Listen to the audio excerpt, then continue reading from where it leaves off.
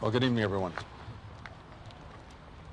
Since October 7th and the conflict between Israel and Hamas, we put a focus on trying to make sure that those so desperately in need in Gaza get the humanitarian assistance they require. And this has been part of our work every single day. It's also been the focus of every single one of my trips to the region. The United States remains the largest provider of humanitarian assistance and assistance in general to the Palestinian people, but we're determined that people get the assistance that they need. And we're doing that in parallel with seeking to secure a ceasefire and the release of hostages. That's also the best way to create an environment in which we can maximize assistance getting in, ease the suffering of people, and also create the conditions for an enduring, lasting peace. In their recent conversations, including on April 4th, President Biden's made clear to Prime Minister Netanyahu and the Israeli government the imperative of taking concrete, measurable steps to improve the delivery of humanitarian assistance to those who need it, as well as to protect civilians and those who are delivering the assistance to people in need. Here today in Jordan, I had an opportunity to meet with Gazan women who were able to get out of Gaza and are now here in Jordan. I heard their stories. I heard the suffering that they endured and that their friends and family continue to endure every day. I also met with the King Abdullah, as well as Foreign Minister Safadi, and among other things, we focused on the coordination of providing assistance to Gazans and the critical role that Jordan is playing in doing that. And I also had an opportunity to meet with the senior UN envoy, Sigrid Kaag, and an entire team of humanitarians, the different agencies that are working and coordinating their efforts every single day, and especially to hear from them the progress that's been made, but also the work that remains to be done, and that's vitally important. With me on this trip is our new envoy for humanitarian affairs in the Middle East, Lise Grande, someone who is deeply experienced, most recently running the U.S. Institute for Peace, but before that, a long career doing humanitarian development work, including with the United Nations. She's taking the baton from Ambassador Satterfield. You'll remember that President Biden appointed him 1 week after October 7th. He's done extraordinary work to try to improve conditions for Gazans and create a better flow of humanitarian assistance. But we're delighted that Lise has taken on this effort, carrying the baton forward. President, myself, have tremendous confidence in her abilities to take this on. What we've seen in the last few weeks is clear and demonstrable progress in getting more assistance into Gaza and getting more of it around within Gaza. And in particular, we've seen the opening of new crossings, including Erez, which is usually important. We see now the use of Ashdod and the port to flow things from Israel and then into Gaza. We have other efforts that have been undertaken. We have our maritime corridor that we've been working on that I'd say about a week from now will be ready to go. That will also significantly increase the assistance, not a substitute for these land access routes, but an important complement to them. And right here in Jordan, we're seeing a direct route from Jordan to northern Gaza through Erez. The first shipments leaving today, and in fact the pallets that you see right here are exactly what's going into Gaza, again, directly from Jordan. The Jordanians are doing a remarkable job putting this together.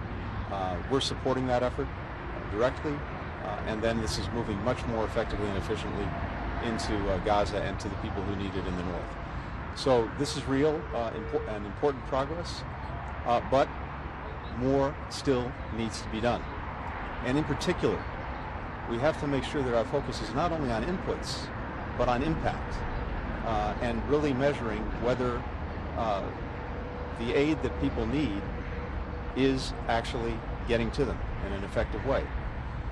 And there we have some ongoing challenges that have to be met to make sure that the volume of assistance that needs to get in is getting there. The variety of assistance is getting in, not only food, but also medicine and other things that people critically need. We still have to have a deconfliction mechanism that is effective and works. That's a work in progress. It needs to happen. We need to make sure that there are enough drivers and enough trucks within Gaza so that once the assistance gets to Gaza, there's an effective distribution mechanism. And it's also critically important that there be a clear, affirmative list of items, of products that are required for the well-being of people in Gaza, that there's a clear list, that it's well understood, and that we don't have arbitrary denials of products that need to get into Gaza. And finally, and maybe equally significantly, as critical as food obviously is, it's not enough, because you also need the entire ecosystem of support that continues to be lacking. It's water, it's sanitation, it's desalination, and it's medicine and the medical facilities to make sure that people can get care. All of this is essential if the well-being of the people of Gaza is going to be met and attended to. So we're going to drive forward on all these fronts. Today, having heard directly from the humanitarians and the UN, I'm now able to go to Israel tomorrow and go over with the Israeli government the things that still need to be done if the test is going to be met of making sure that people have what they need. And I'll be doing that tomorrow directly with Prime Minister Netanyahu and other members of the Israeli government. So let me leave it there for now, and I'm sure we'll have an opportunity to report more tomorrow on our stop in Israel. Michael? Yeah, Mr. Secretary, this is working. Mr. Secretary, I'm Michael Gordon, Wall Street Journal. You said yesterday in Riyadh that the U.S. had not yet seen a humanitarian plan from Israel that gives you the confidence that civilians can be effectively protected if Israel is to proceed with a Rafa operation. Today, Israeli Prime Minister Netanyahu said Israel has already begun evacuating civilians in Rafa, and that, quote, there would be an operation there soon. My question is, do you have a firm commitment from Israel that it will not proceed with the Rafa operation until they have presented the United States with an updated and detailed humanitarian plan that gives you such confidence? And do you have information from Israel or otherwise to believe a Rafa operation is imminent? And then the last point of clarification, the Israeli Prime Minister also said today that Israeli forces would enter Rafa with or without a deal, meaning if a ceasefire was arranged and it expired, they would come in after that. Does this decision to conduct an operation with or without a ceasefire deal complicate or even jeopardize your efforts to get a normalization agreement and to lay the groundwork for a Palestinian state? Does it complicate the effort to get a ceasefire? Thank you. Thanks, Michael. Look, our views on Rafa, I think, are very well known. The President's been very clear about it. I've been clear about it and repeated it as recently as yesterday. Where our focus is right now, along with the humanitarian effort, our focus right now is on getting a ceasefire and hostages home. That is the most urgent thing. And it's also, I think, what is achievable because the Israelis have put a strong proposal on the table. They've demonstrated that they're willing to compromise. And now it's on Hamas. And no more delays, no more excuses. The time to act is now. So our focus is on this, and we want to see in the coming days this agreement coming together, because again, that is the best way, the most effective way to really deal with the suffering of people, and also to create an environment in which we can hopefully move forward to something that's really sustainable and that has lasting peace for the people who so desperately need it, and lasting security for Israelis as well. Hi, Mr. Secretary. I have two questions. The first one is on aid to Gaza. You mentioned impact, and it now seems that the biggest emerging problem as the aid shipments increase is distribution of aid within the Strip. But Israel and the UN continue to blame each other for the distribution problems within Gaza. You mentioned some of them, the trucks, deconfliction, other things. What specifically does the U.S. government think needs to be done, and by whom, to address those problems? And then the second question about human rights. This administration came into office saying it would put human rights at the center of its foreign policy. But 6 months into the war, there's a widespread perception in many parts of the world that the U.S. is failing to call out violations of IHL by Israel in Gaza, and that there's a double standard when it comes to human rights in Israel. Whether or not that perception is justified or not, what steps are you taking to ensure that this perception doesn't undermine your global human rights agenda, which I know is something that you personally care about? Look, first on the aid. What I heard today from the UN and the other humanitarians, and notably from the senior UN envoy, this is Sigrid Kaag, is a determination to work closely and effectively with all concerned to make sure that the aid is getting in and then getting to people who need it. And this is not about pointing fingers and playing a blame game. It's about taking the practical, concrete steps that are necessary to make this work as effectively as it possibly can.